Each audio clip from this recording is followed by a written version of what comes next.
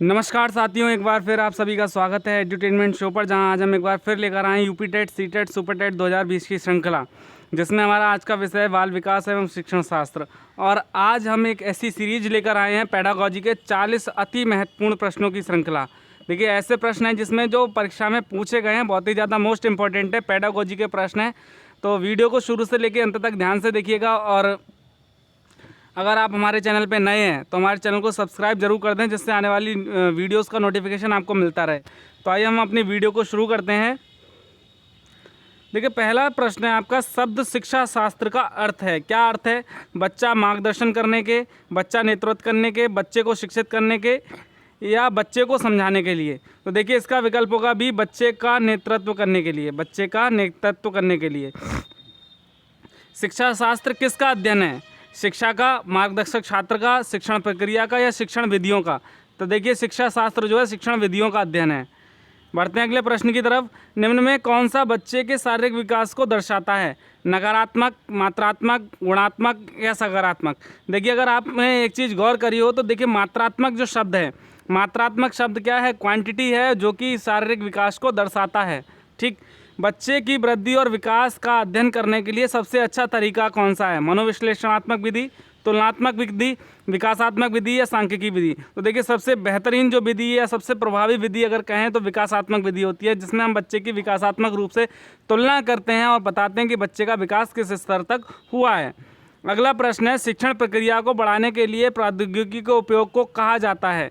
IT, ICT, सूचना प्रौद्योगिकी, या संचार प्रौद्योगिकी? तो देखिए, इसे कहते हैं आईसीटी। आईसीटी का मतलब है इंफॉर्मेशन एंड कम्युनिकेशन टेक्नोलॉजी, मतलब सूचना एवं संचार तकनीकी। ठीक है, इसको बोलते हैं आईसीटी। और ये जो है एक तरीके से कह सकते हैं शिक्षा के क्षेत्र में प्रौद्योगिकी का जो प्रयोग या चलन जो बढ़ रहा है उसी को हम बोलते हैं आईसीटी। विकास में शब्द PSRN का अर्थ क्या है? समस्या को हल करना, तर्क करना, संख्यात्मकता। समस्या को हल करना, रिश्ते और संख्या। अवधारणात्मक कौशल, तर्क और संख्यात्मकता। अवधारणात्मक कौशल, संबंध और संख्याएं। तो देखिए, इसका विकल्प होगा आपका सी, अवधारणात्मक कौशल, तर्क और संख्यात्मकता। ठीक है।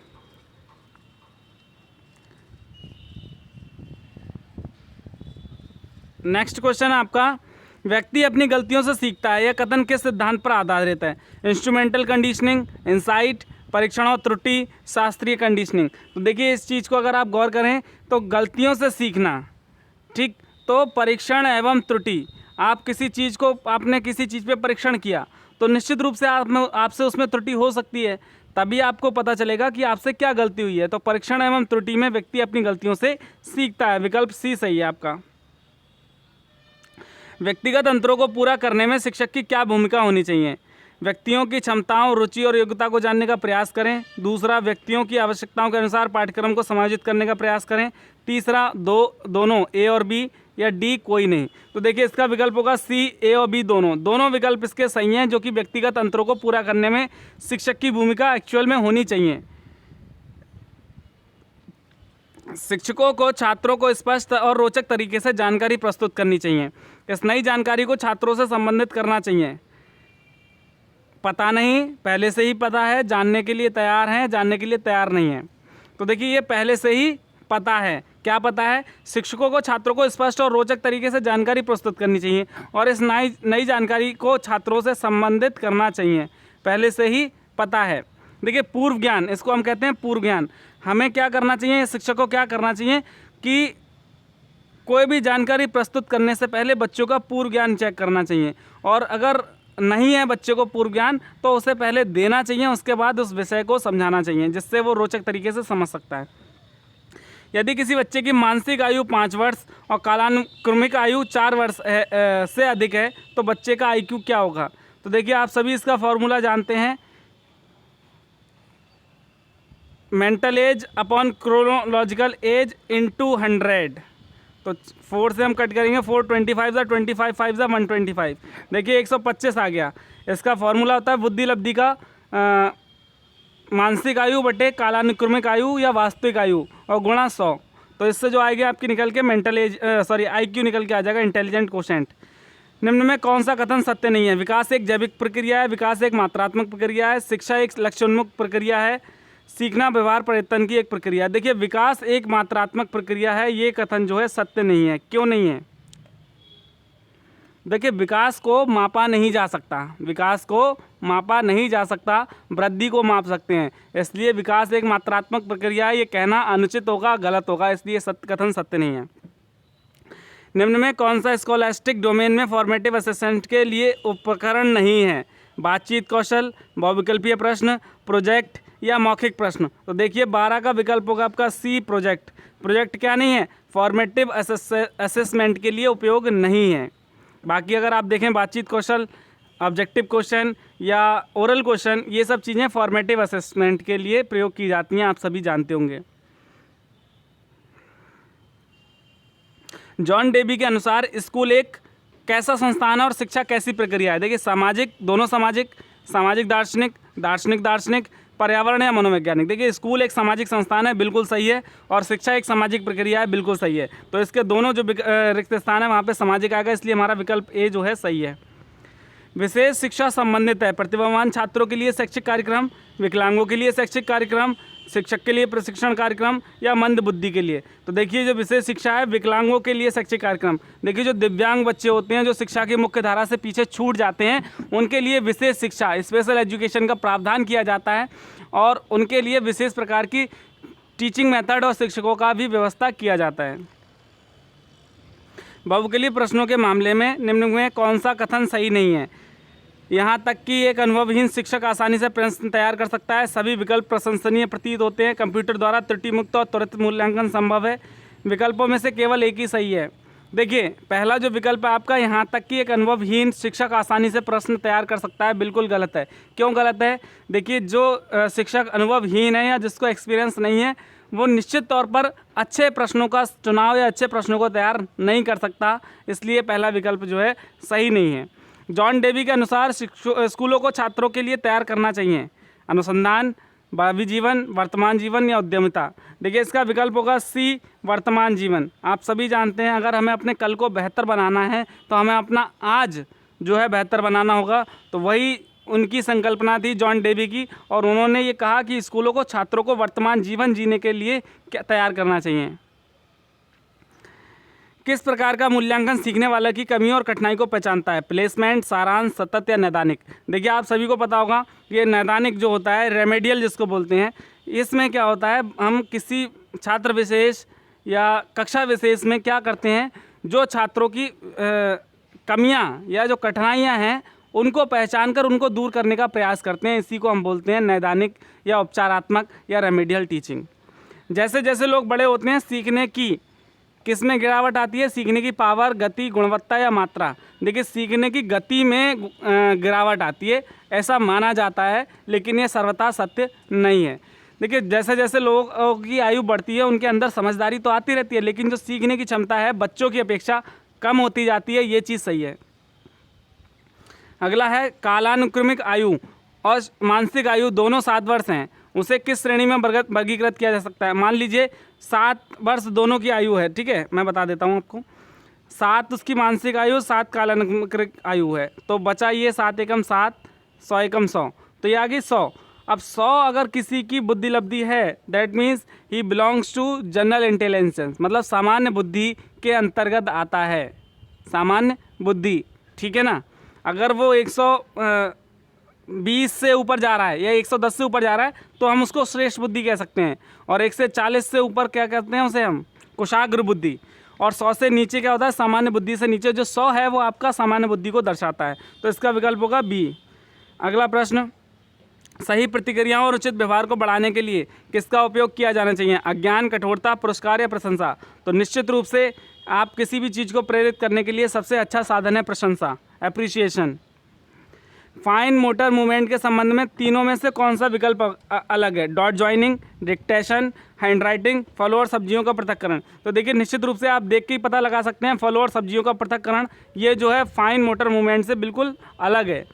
अगला है प्री प्राइमरी स्टेज पर लिखते समय जोर से पढ़ना महत्व दिया जाता है, यह सीखने के किस सिद्धांत पर आधारित है? परीक्षण और त्रुटि, कंडीशनिंग, इंसाइट और नकल। देखिए ये होता है आपका कंडीशनिंग। कंडीशनिंग का मतलब है कि जब बच्चा छोटा होता है, प्री प्राइमरी स्टेज में होता है, तो उसे जोर जोर से बोल के पढ़ने को कहा जाता है।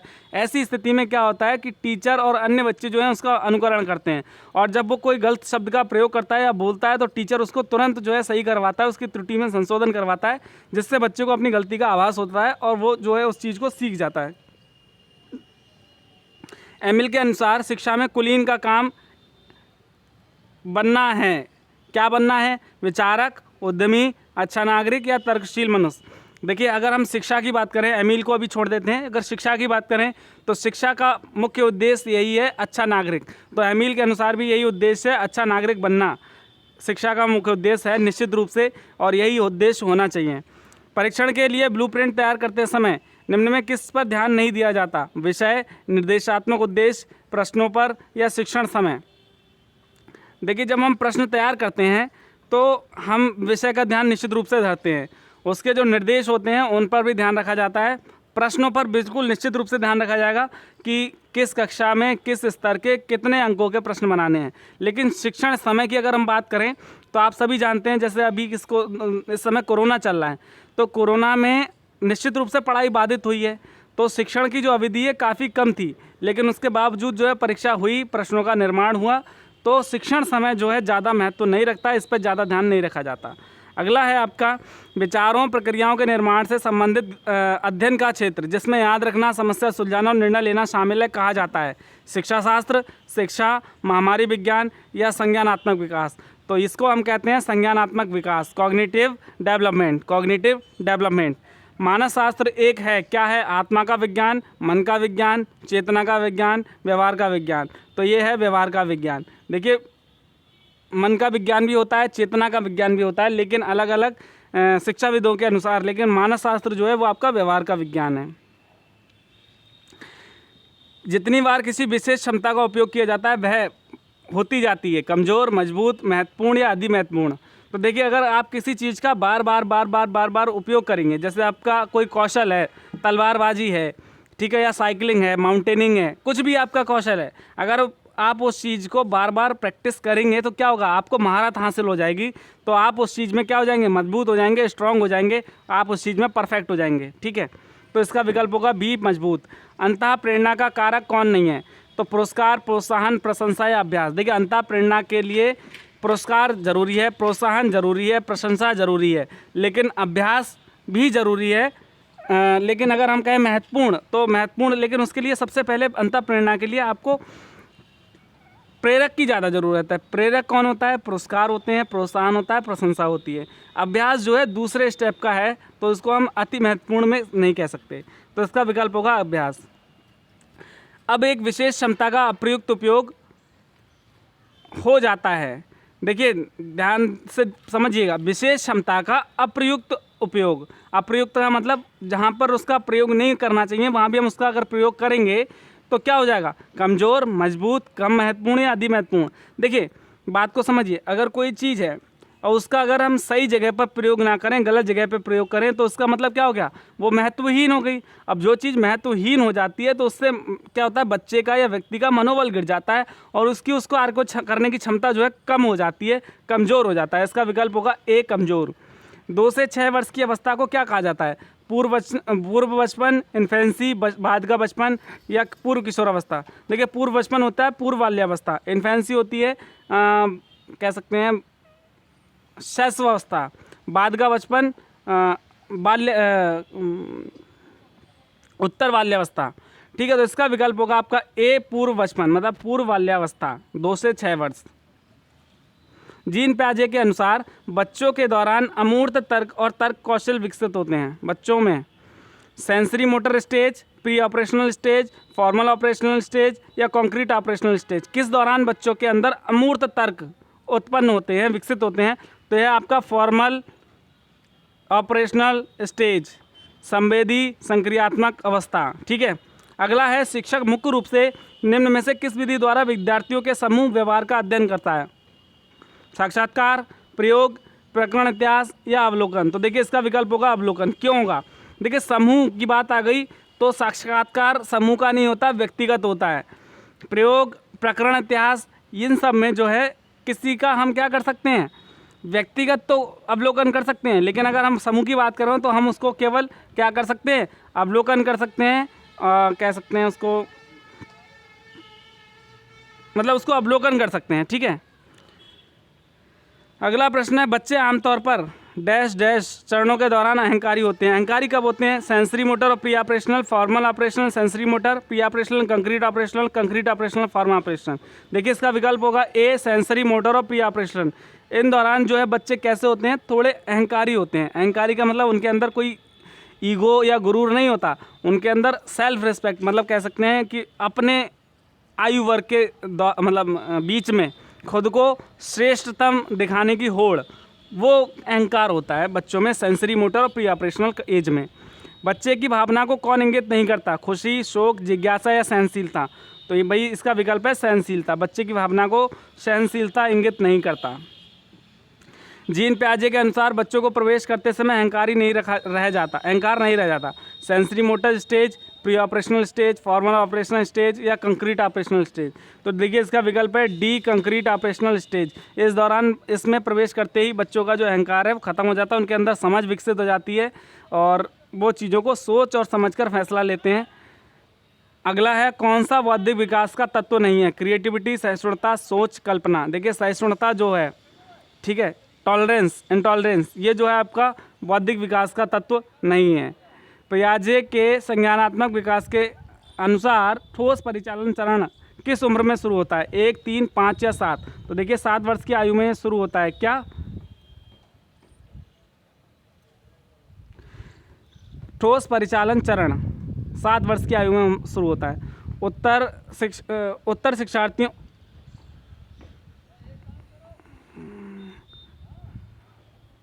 परीक्षार्थियों को किस वर्ग को असाधारण श्रेणी के तहत शामिल नहीं किया गया? धीरे, मंद, सामान्य या प्रतिभाशाली? देखिए सामान्य जो होते हैं उन्हें असाधारण की श्रेणी में शामिल नहीं किया जाता है। संज्ञानात्मक विकास के प्याजे के सिद्धांत के अनुसार औपचारिक परिचालन चरण किस उम्र में शुरू होता है? 7 वर्ष में। और उसके बाद अंतिम प्रश्न है आज का, निम्न में कौन सा एक तत्व नहीं है जो सीखने में महारत हासिल करता है? वैकल्पिक पाठ्य पुस्तक का उपयोग, शिक्षण की वैकल्पिक विधियां, बाल केंद्रित शिक्षण गतिविधि या समूह शिक्षण? तो निश्चित रूप से ये समूह शिक्षण होगा। ठीक है, तो दोस्तों ये थी आज की हमारी वीडियो। आशा करते हैं वीडियो आपको पसंद आएगी। अगर आपको हमारी वीडियो पसंद आए तो इसे लाइक करें, ज़्यादा से ज़्यादा शेयर करें, हमारे चैनल को सब्सक्राइब करें। Thank you for watching our video. Thank you very much.